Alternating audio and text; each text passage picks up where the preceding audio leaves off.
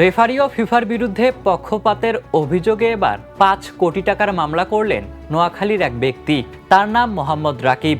তিনি দাবি করেন, আর্জেন্টিনার বিপক্ষে মিশরের ম্যাচে রেফারির সিদ্ধান্তগুলো অন্যায্য ছিল এবং সমর্থকেরা ক্ষুব্ধ হয়েছেন। এজন্য বিচার চান তারা সবাই।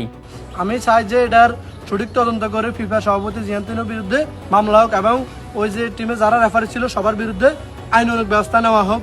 রাকিবের অভিযোগ অনুযায়ী বিতর্কিত পেনাল্টি, বৈধ গোল বাতিল এবং এক পক্ষ অতিরিক্ত সুবিধা দেওয়ায় ম্যাচের ফলাফল প্রভাবিত হয়েছে।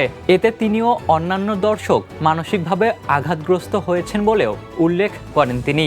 অভিযোগপত্রে আন্তর্জাতিক পর্যায়ে ব্যবস্থা নেওয়ার আহ্বানও জানান এবং ক্ষতিপূরণের অর্থ দাবির বিষয়টিও পুনরায় উল্লেখ করেন। তবে সুদারা মডেল থানা জানায়, আন্তর্জাতিক ক্রীড়া সংস্থা বা বিদেশি নাগরিকদের বিরুদ্ধে এমন অভিযোগ গ্রহণের আইনগত এখতিয়ার তাদের নেই। বিষয়টি অভিযোগকারীকে বুঝিয়ে দেয়া হয়েছে। তবে রাকিব বলেন, প্রয়োজনে তিনি আদালতের শরণাপন্ন হবে এবং মানববন্ধন সহ অন্যান্য কর্মসূচিও পালন করবেন। ঘটনাটি ইতিমধ্যেই সামাজিক যোগাযোগ মাধ্যমে ব্যাপক আলোচনার জন্ম দিয়েছে। Ishtiaq Mahin, the news.